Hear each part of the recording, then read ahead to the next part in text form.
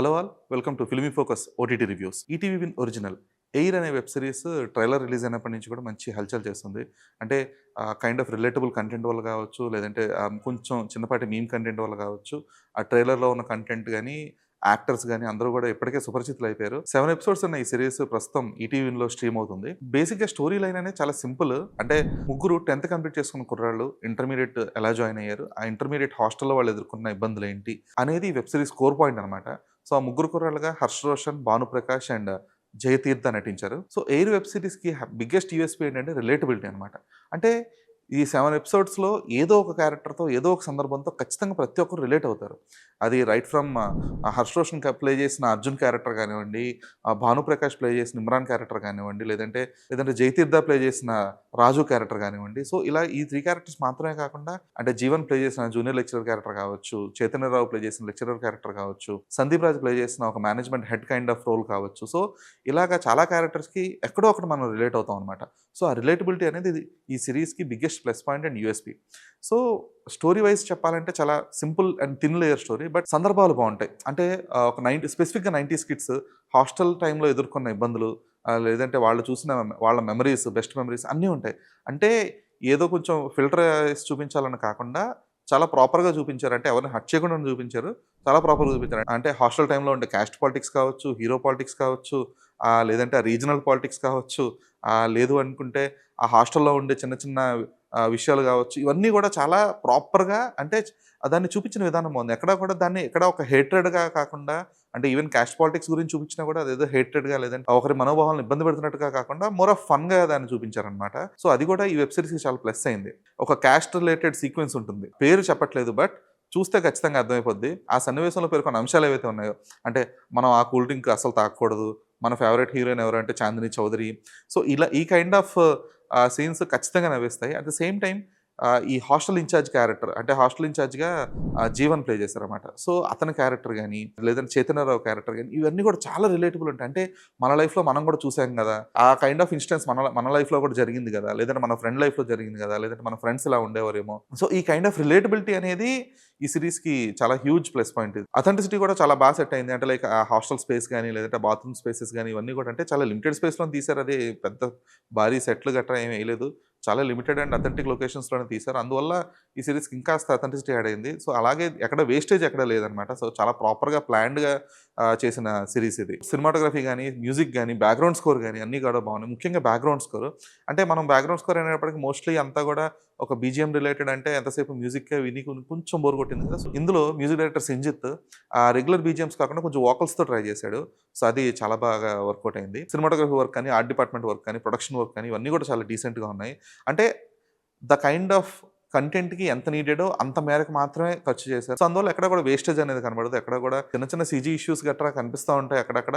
But still దానికంత ప్రాధాన్యత ఇవ్వాల్సిన అవసరం లేదనమాట. ఎందుకంటే ఈ ఎమోషన్స్‌లో గాని, ఈ కామెడీలో గాని అవన్నీ కొట్టుకుపోతాయి. డైరెక్టర్ జోసెఫ్ క్లింటన్ ఈ స్టోరీ రాసుకున్న విధానం గాని, ఆ స్టోరీలో పండించిన ఎమోషన్స్ గాని చాలా బాగున్నాయి. అంటే చాలా ఎమోషనల్ సీన్స్ ఉన్నాయి. బట్ నా ఫేవరెట్ సీక్వెన్స్ వచ్చి ఈ సీరీస్‌లో హర్ష్ రోషన్ అండ్ సమీర్ మధ్య జరిగే ఒక చిన్న సూతింగ్ కన్వర్జేషన్ అనమాట. అంటే ఒక మిడిల్ క్లాస్ తండ్రి కొడుకుని చదివించడం కోసం ఎంత కష్టపడతాడు, ఎంత తపిస్తాడు, ఎన్ని ఎన్ని త్యాగాలు చేస్తాడు. అలాగే ఒక కొడుకు తను అనుకున్న బాటలో కాకుండా అంటే తను కోరుకున్న బాటలో కాకుండా ఫెయిల్యూర్ బాట పట్టాడు, లేదంటే ఫెయిల్ అవుతున్నాడు అన్నప్పుడు ఆ తండ్రి ఎంత ఫీల్ అవుతాడు అనేది చూపించిన విధానం ఏదైతే ఉందో అంటే ఆ ఎమోషన్‌ని మరీ హ్యూజ్‌గా ఏదో ఫోర్స్‌ఫుల్‌గా కాకుండా చాలా సూతింగ్‌గా అంటే ఆ స్పెసిఫిక్ సీన్ చూసిన తర్వాత సమీర్ మీద కూడా రెస్పెక్ట్ పెరిగింది. అంటే ఇంత మంచి యాక్టర్ సమీర్. సో, ఇన్నాళ్ళు అంటే మనం మోస్ట్‌లీ సమీర్‌ని ఏదో సైడ్ క్యారెక్టర్స్‌లో చాలా సింపుల్‌గా ఏదో 1, 2 డైలాగులకో లేదంటే ఒక దెబ్బ తిని పడిపోయే కైండ్ ఆఫ్ రోల్స్‌లోనే చూసాం. బట్ ఒక ప్రాపర్ సీన్ మొత్తం లిటరల్లీ సమీర్ క్యారీ చేశాడనమాట. హర్ష్ రోషన్ కూడా చాలా బాగా బ్యాలెన్స్ చేశాడు. ఆ బాత్రూమ్‌లో కూర్చొని బాధపడే సీక్వెన్స్ అదంతా కూడా. బట్ సమీర్ కూడా ఆ బాత్రూమ్ బయట కూర్చొని అంటే ఒక ఎమోషనల్లీ డ్రివెన్ సీక్వెన్స్‌లో అంటే తను చాలా లో ఫేస్‌లో ఫీల్ అవుతూ తన కొడుక్కి ఇన్‌స్పిరేషన్ ఇస్తూ మాట్లాడే సీక్వెన్స్ ఏదైతే ఉందో అందులో అతని పెర్ఫార్మన్స్ అనేది సీరీస్‌కి one of the major highlight అని చెప్పొచ్చు. అలాగే అందరు ఆ ఫాదర్ క్యారెక్టర్స్ కూడా అలాగే ఉంటాయి. సో, అంటే ఒక్కొక్క ఫాదర్‌ది ఒక్కొక్క టైప్ ఆఫ్ యాటిట్యూడ్ కదా! ఫర్ ఎగ్జాంపుల్ ఇప్పుడు రాజు ఫాదర్ క్యారెక్టర్ ఉంటుంది. సో, అతను చాలా చెప్తాడు. మన ఇంట్లో లక్ష్మీదేవి ఉంది గానీ సరస్వతీదేవి కూడా ఉంటే బావుంటదిరా అని చెప్పేసి అంటాడు. అంటే ఎంత డబ్బున్నా కూడా చదువుకున్న వాడికి లేదంటే చదువుకి ఉండే గౌరవం ఏంటి, మర్యాద ఏంటి అనేది ఎలివేట్ చేసిన విధానం. అలాగే ఇమ్రాన్ తండ్రి పాత్ర కూడా చాలా అంటే ఒక lower middle class mind set ఎలా ఉంటుంది అంటే, లేదు అవసరమా ఇవన్నీ మనకు అనుకునే తండ్రి కూడా, లేదు కొడుకు కోసం కదా అని చెప్పేసి అప్పు చేసి మరీ, లేదంటే తను ఎన్నాళ్ళుగానో దాచుకున్న డబ్బునంతా కూడా కొడుకు కోసం అని చెప్పేసి ఖర్చు పెట్టే ఒక సీక్వెన్సెస్ గాని, ఇవన్నీ కూడా అంటే చాలా ప్రాపర్‌గా వర్కౌట్ అయ్యాయి. అలాగే జీవన్ కుమార్ క్యారెక్టర్ ఆర్క్ అనేది జోసెఫ్ రాసుకున్న విధానాన్ని మెచ్చుకోవాలి. ఎందుకంటే అది చాలా రిలేటబుల్ క్యారెక్టర్. దాన్ని అలాగే నెగెటివ్‌గానే ఉంచేసి కంప్లీట్ ఫన్ క్రియేట్ చేయొచ్చు. కానీ అలా కాకుండా లేదు గదా! రియాలిటీకి దగ్గరగా ఆ పాత్రని ట్వీక్ చేసిన విధానం నెగెటివ్‌గా స్టార్ట్ అయ్యి కొంచెం ఎక్కడో ఫన్ క్రియేట్ చేస్తూనే తర్వాత చిన్న పాజిటివ్ టర్న్ ఇచ్చే సీక్వెన్స్ ఏదైతే ఉందో అది చాలా బాగా వర్కౌట్ అయింది. అలాగే సందీప్ రాజ్ క్యారెక్టర్ కూడా ఈ సీరీస్‌కి one of the major highlights. So ఎందుకంటే ఆ క్యారెక్టర్ త్రూ పండాల్సిన ఏదైతే భారీతనమైన ఎమోషన్ ఉందో, అంటే ఒక డామినేటింగ్ క్యారెక్టర్ ఉండాలనమాట. అంటే ఏ రేంజ్ డామినేషన్ అంటే స్కూల్ ప్రిన్సిపల్ గావచ్చు, లెక్చరర్ గావచ్చు, స్టూడెంట్స్ కావచ్చు అందరూ అతన్ని చూసుకొని ఉచ్చబోసుకోవాల్సిన కైండ్ ఆఫ్ క్యారెక్టర్ అది. సో అతని సందీప్ రాజ్ హైట్ గాని, అతని బాడీ లాంగ్వేజ్ గాని, లేదంటే అతని మొహంలో కనబడే ఆ పొగరు గాని, ఇవన్నీ గూడా ఆ క్యారెక్టర్‌కి లేదంటే ఆ సిట్యుయేషన్‌కి చాలా చాలా హెల్ప్ అయ్యాయి. అండ్ చైతన్యరావు క్యారెక్టర్ గూడా అంటే ఫస్ట్ నుంచి కూడా ఒక పాజిటివ్ క్యారెక్టర్‌గానే చూపిస్తారు. అంటే Chaitanya Rao enter అయ్యేదే almost around fifth ఎపిసోడ్‌లో ఎంటర్ అవుతారు చైతన్యరావు. సో, ఆ ఫిఫ్త్ ఎపిసోడ్ నుంచి కూడా he has his own charisma అనమాట. అంటే ఒక ప్రాపర్ పాజిటివ్ క్యారెక్టర్ అనేది ఈ సినిమాలో అతను ప్లే చేయడం జరిగింది. అంటే సో, 21 వెట్స్ 30 సిరీస్ తర్వాత అతనికి వచ్చిన ఇమేజ్‌కి ఆ సమాంతరంగా ఉండే పాత్ర అనమాట ఇది. అంటే మధ్యలో కొన్ని సినిమాలు చేశాడు అవి బ్యాక్ ఫైర్ అయ్యాయి. సో, చైతన్యరావుకి రావాల్సిన స్థాయి గుర్తింపు రాలేదు. బట్ ఈ సిరీస్‌తో మళ్ళీ ఆ స్థాయి గుర్తింపు ఖచ్చితంగా వస్తుంది. సో, ఈ క్యారెక్టర్స్ అన్నిటిని కూడా జోసెఫ్ బాగా రాసుకున్నాడు.